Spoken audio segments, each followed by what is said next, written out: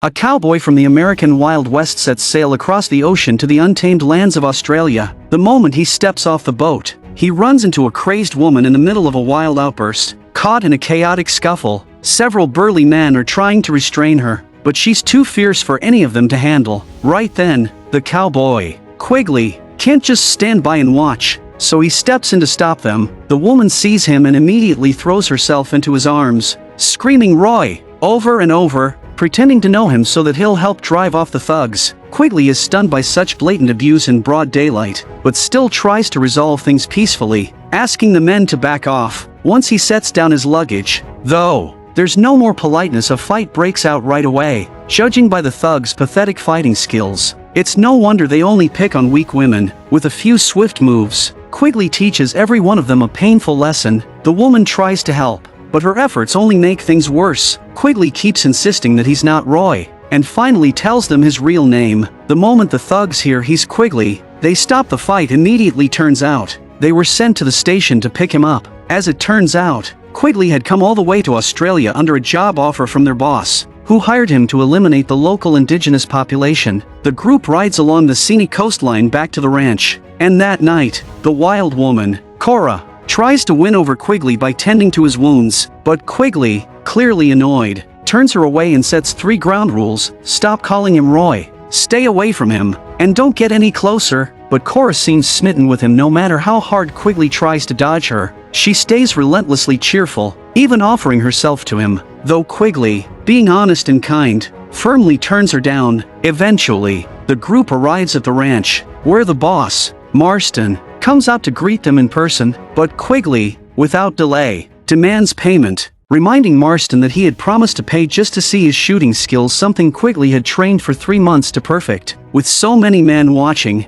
Marston can't really refuse, so he pays him 30 gold coins. Only after receiving his due does Quigley slowly draw the legendary Sharp's rifle from his case. The crowd is amazed. The rifle is rare enough as it is, but Quigley had customized it. Everyone is left speechless, though most of them have no idea what all that really means. Just then, one of the men rides off with a wooden bucket, placing it far into the distance as a target. As the bucket gets farther and farther, the crowd starts to doubt whether Quigley can really hit it. Some even think he's just full of hot air. The mocking and doubts from the crowd didn't faze Quigley one bit. He calmly kept adjusting the scope on his rifle. Once the distance looked about right, he signaled for the horse to stop, then finally raised his head to look at the target, studying it for a long while before crouching down. Everyone stood silently, watching him, as he tested the wind speed and checked the direction using the rooftop weather vane, then began fine-tuning the scope. Quigley deliberately slowed his pace, which made Marston impatient. He even suggested moving the target closer. That sudden interruption annoyed Quigley, so he swiftly raised his rifle and nailed the distant target in one shot, leaving everyone stunned. Then Quigley fired 2 more shots, one after another,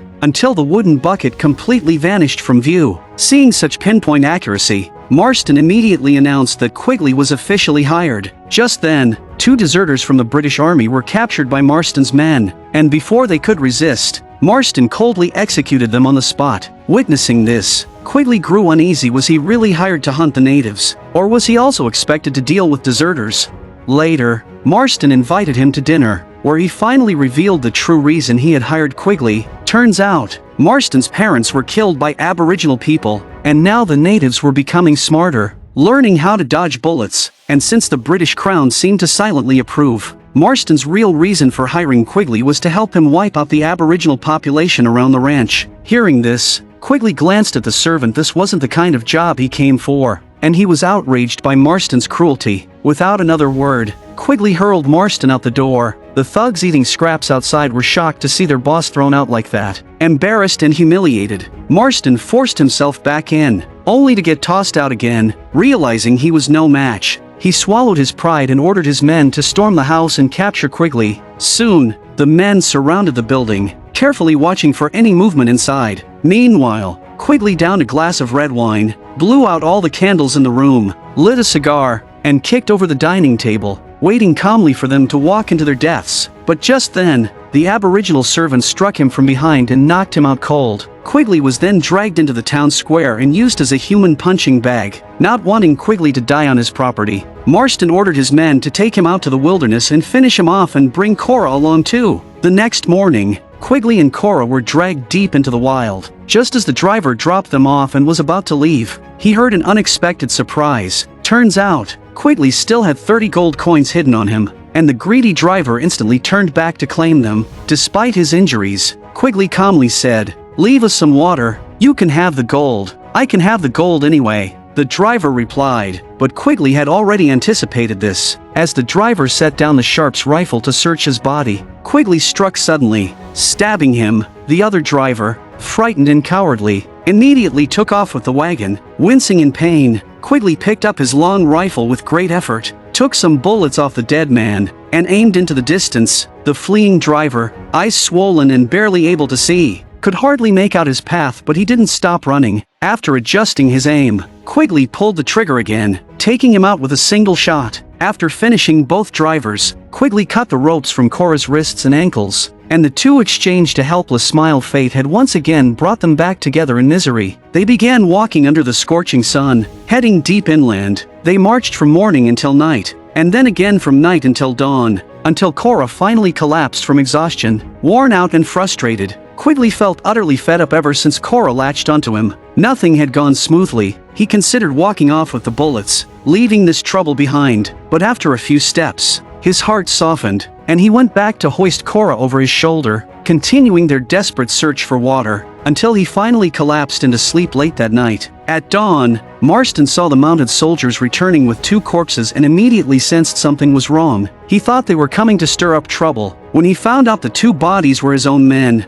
Marston was stunned and furiously vowed to kill Quigley. At that moment, Quigley was still deep in sleep, and when he finally opened his eyes, he heard whispers nearby. It turned out he and Cora had been discovered by local aboriginal people. The two were brought back to the tribe, but despite prayers and rituals, their injuries didn't seem to improve. With no other choice, the tribespeople used physical means to wake them up. Once on their feet, Quigley and Cora looked at the dark-skinned figures in front of them, not with fear, but with gratitude for being rescued. Quigley couldn't help but feel that, compared to the cruelty of white men, he'd much rather blend in with the kindness of the aboriginal people. Soon, women and children from the tribe gathered around and brought out their best food to welcome them, leaving the two guests stunned. After tasting it, one of the locals passed some to Quigley, too polite to refuse. He accepted it. Cora whispered nervously, "Is this even edible?" But seeing the hopeful eyes of the children, Quigley didn't want to disappoint them, so he forced himself to swallow it with a brave face, and the kids finally broke into joyful smiles. At dawn, the aboriginal people taught Quigley how to find clean drinking water, and in return, Quigley showed them how to weave ropes using leather. Cora received a cherished gift from the aboriginal women, and in return, she gave them buttons from her own clothes. In this warm and peaceful atmosphere, Quigley and Cora spent some time living with the tribe, and their relationship gradually deepened. Watching the adorable children in the distance, Cora finally opened up about a painful secret she'd kept for years. The reason she called Quigley Roy was because her husband's name was Roy. One day, a group of drunken Comanche men came to their home, and she had no choice but to hide with her child in the cellar. To stop the baby from crying, she covered the child's mouth with her hand and accidentally smothered him to death. What's even more tragic was that the Comanche found them anyway, but didn't harm them, leaving her full of guilt. Her furious husband later drove her out, and she ended up in Australia. Quigley didn't say a word after hearing her story, but it was clear from his expression that he felt deeply for her. The next morning, Cora woke up to find Quigley sitting quietly beside her, watching the aboriginal tribe walking away into the distance without saying goodbye. They both felt a bit down and puzzled. Then Quigley saw a group of armed white men approaching the aboriginals, and he suddenly understood why the tribe had left so quietly. They didn't want to put Quigley and Cora in danger. The younger men of the tribe quickly urged the women and children to flee, and Quigley and Cora immediately sensed trouble. The white men were here to kill. In a panic, Cora rushed down the hill to protect them, while Quigley set up his rifle from a distance. At first, the aboriginal men tried only to scare off the invaders, not hurt them, but the white men came with bloodlust and opened fire mercilessly. Quigley couldn't stand it anymore. He took aim and shot one of them dead. The attackers, thinking they'd walked into an ambush, were instantly thrown into chaos, and the aboriginals launched a counterattack. As the white men began to flee, Quigley took down another. Two of the attackers ran toward Cora. Calm and steady, Quigley aimed again and dropped one of them with a single shot. Seeing his partner fall and realizing Quigley's marksmanship was terrifying, the last man abandoned his wounded comrade and ran for his life. Quigley rushed to the battlefield and found Cora cradling the body of a friend, tears in her eyes. Seeing this, he didn't scold her reckless actions, he felt helpless too. They left the tragic scene behind together. That night, while resting, Cora cast a flirtatious glance at Quigley. He understood her intentions, but deep down, he still felt some resistance. Something was holding him back from fully embracing her love. So Cora made the first move, and Quigley finally allowed himself to accept her. But just when Cora was imagining a beautiful future, she accidentally called him Roy again. Quigley was speechless. Clearly, in her heart, her late husband still held a place, and this was the very reason Quigley had been unable to fully accept her feelings. At dawn, the two, now sullen and silent, prepared to head back to the coast, ready to leave Australia. Meanwhile, back at the ranch, Marston was training his men in marksmanship when one of his henchmen came rushing over. It was the lone survivor from the failed aboriginal raid. The survivor then told Marston everything that had happened, furious that Quigley was still alive and ruining his plans. Marston placed a hefty bounty on his head. Out in the countryside, Quigley and Cora heard screams from afar and rushed to investigate. To their horror, they found a group of white men herding aboriginal people toward a cliff, forcing them to jump. The screams echoed as they plunged into the abyss, leaving Cora devastated and heartbroken. Quigley could no longer contain his rage and pulled out his trusty Sharps rifle. But just then, someone launched a sneak attack from the side. Quigley reacted instantly, sending the assailants straight to hell. He then turned his rifle toward the butchers and fired, the bullet tearing through one man's heart. The rest, realizing they were under attack by a sharpshooter, panicked and tried to flee, but Quigley dropped another one on the spot. Cora, overwhelmed with sorrow, handed him more bullets, but Quigley motioned that the enemies had escaped. This was the second wave of butchers he had driven away. Still, his heart ached. He knew there was only so much he could do alone. Cora ran to the base of the cliff, horrified by the sight of bodies piled together. When she spotted a child among the dead, a boy around the same age as her own son, she collapsed to the ground, overwhelmed with grief. Meanwhile, Quigley found a wounded white man still alive, one of Marston's henchmen.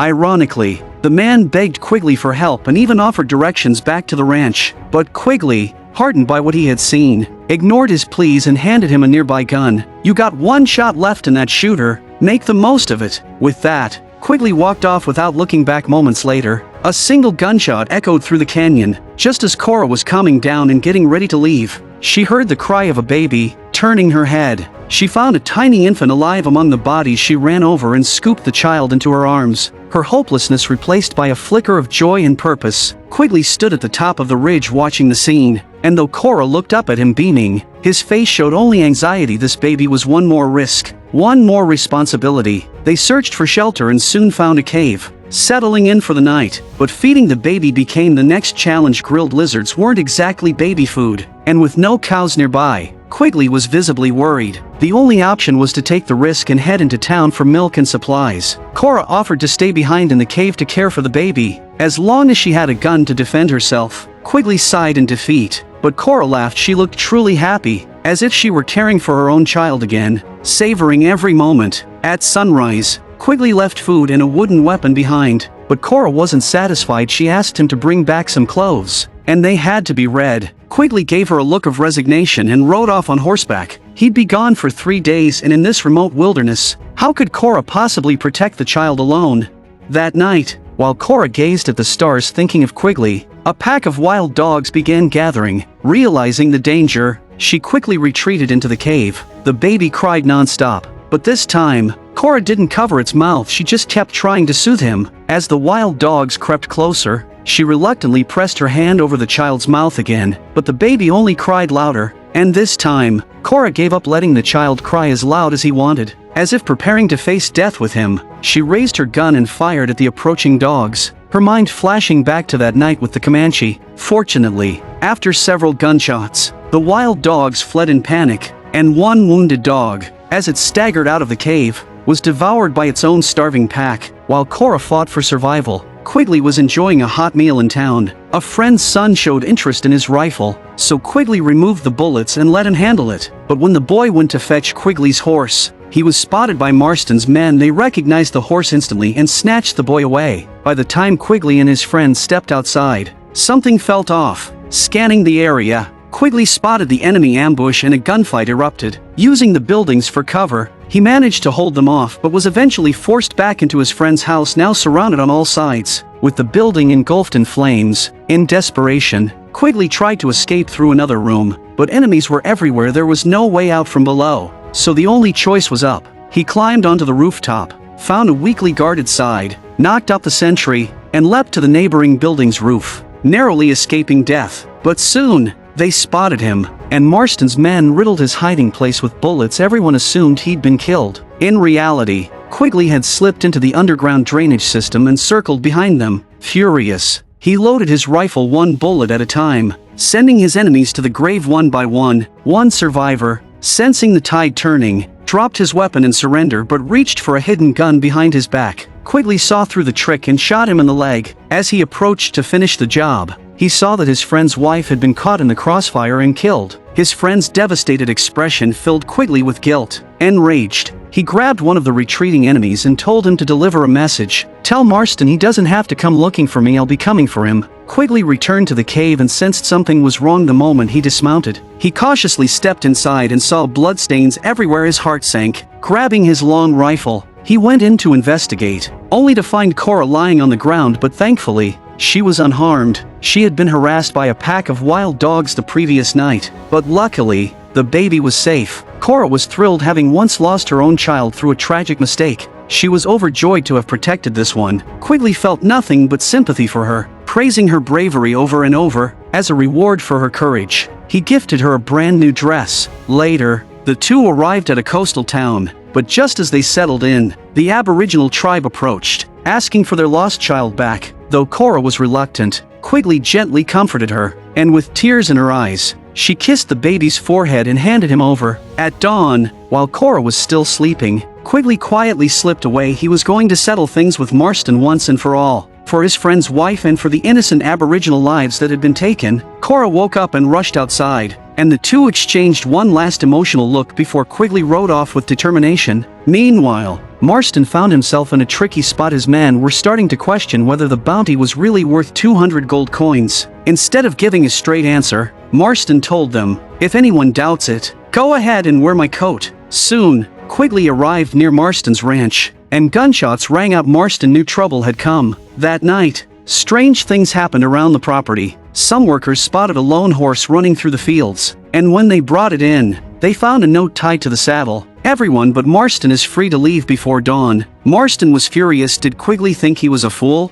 He ordered his men to stay alert, expecting a night raid. The crew stayed up all night, but nothing happened. Just as they began to let their guard down, Marston snapped them back to attention. They discovered 3 men had already left during the night. Suddenly, a shot rang out. One of his men dropped dead, shot straight through the heart. The others ducked behind wagons, trying to locate Quigley, but in the vast wilderness, they couldn't see anything. Marston ordered a group to head up the mountain. When they reached the summit, they finally spotted Quigley. To their surprise, he stepped out into the open. Seeing this, Marston sent reinforcements. What he didn't know was that his 3 men were already caught in Quigley's trap. Quigley had planned to spare them, but when 2 of them tried to kill him, he had no choice but to shoot one dead. As reinforcements arrived, Quigley took cover and picked off another enemy. A shootout broke out, with both sides too afraid to expose themselves. Tensions rose until infighting broke out among the attackers. No one wanted to be the first to charge. One man, pressured by his comrades, reluctantly moved to flank Quigley, but Quigley noticed everything and quickly spotted some nearby wooden stakes. He shot through the ropes, sending a wooden post crashing down. The man didn't even know what hit him. The last remaining enemy was filled with regret. Quigley stood up and laid down heavy fire, forcing the man to retreat. As he reloaded, he signaled his surrender, but just as Quigley let his guard down, another attacker landed a sneak shot, hitting Quigley in the leg. He was captured and dragged behind a horse all the way back to the ranch. Marston mocked him but then, unexpectedly, released him and tossed his rifle at his feet. He wanted a man-to-man showdown. Little did he know, he was playing with fire. 3 men faced off with Quigley, guns at the ready, or so they thought. In the blink of an eye, Quigley gunned down all 3 before they could even draw. They may have been fast shooters in Australia, but to an American cowboy like Quigley, they were just target practice. At last, Quigley had avenged his friend's wife and stood up for the murdered Aboriginal people. In the final scene,